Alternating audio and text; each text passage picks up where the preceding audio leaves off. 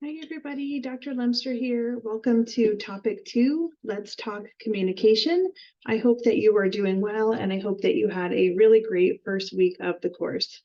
What I'm going to do is just give a high-level overview of the topic, and then we will discuss our assignment.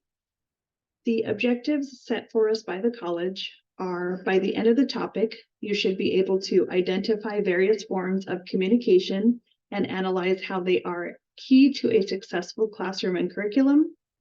2, evaluate the effectiveness of various types of communication tools available in schools for meeting learning objectives. And 3, evaluate the legal and ethical concerns with communication tools in order to keep students and teachers safe.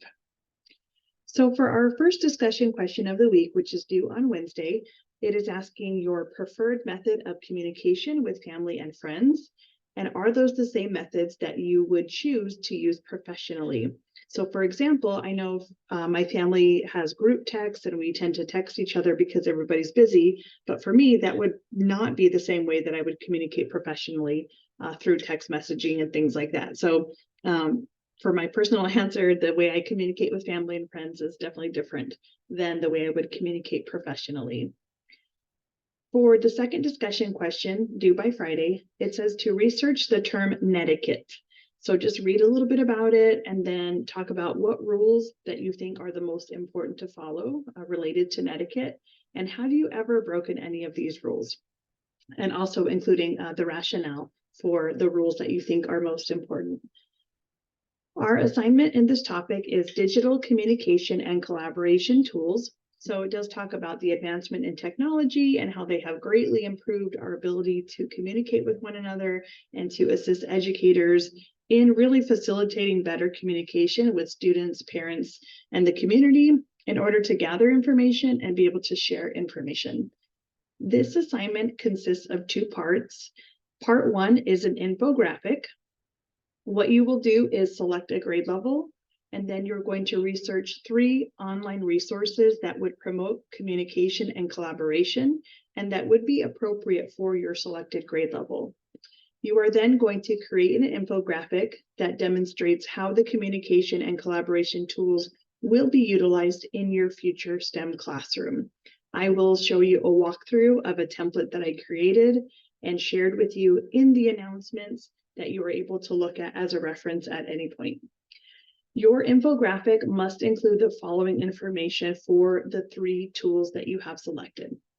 So the first one, we want to include a detailed description of each of the communication/collaboration tools you have selected. For example, Microsoft Teams, maybe using Padlet. The next one is how each tool promotes students' communication and/or collaboration and helps to meet those learning objectives. So does it foster only communication, or are students allowed to collaborate in real time? So for example, if they are sharing something through Google Documents, they're going to have that real-time collaboration.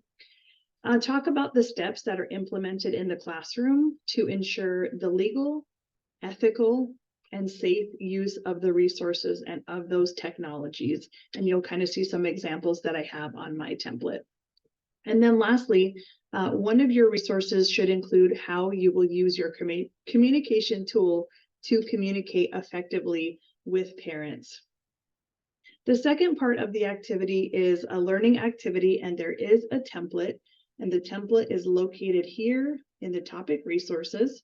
So you will need this STEM learning activity, and you will also need the class profile for the differentiation section. So first, let's go ahead and look at the template that I created in Canva for part 1. Let me stop sharing for 1 second. Okay, let me come back here, share screen.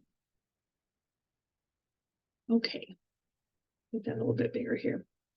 So this is an example that I created for this same class. I teach the same class in the TRAD online synchronous modality. So this is an example that I created for them, but it's the same course, so you can definitely use this example.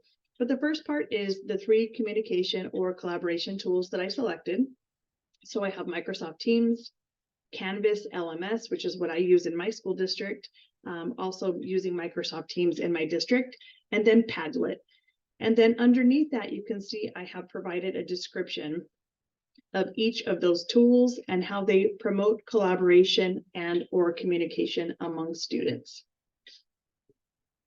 The next part is describing how the tools promote communication and or collaboration and learning objectives. So what I did here is just give a more in-depth description of how the students will collaborate, how they will engage and work together through each of these tools that I have selected.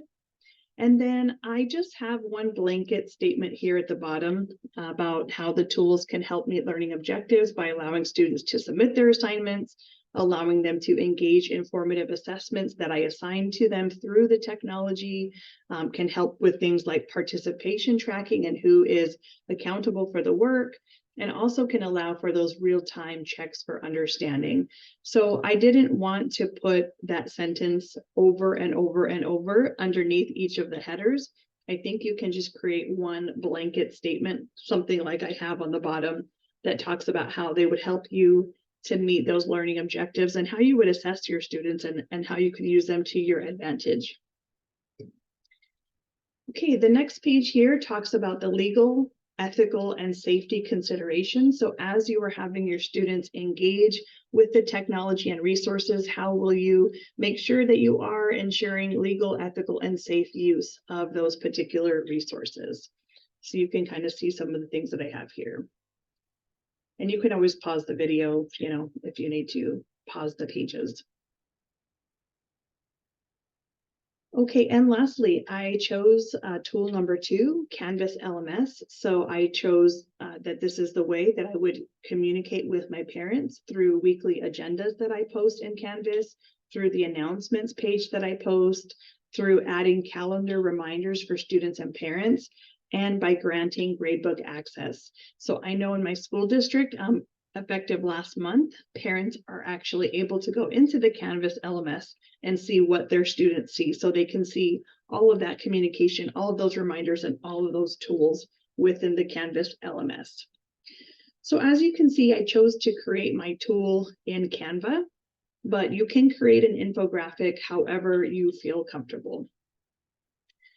Okay, let me stop sharing, and then I'm going to show you the template that will fill out for this assignment.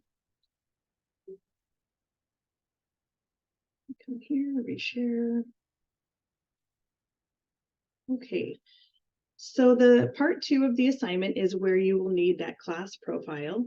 And you can see here the template is called STEM Learning Activity.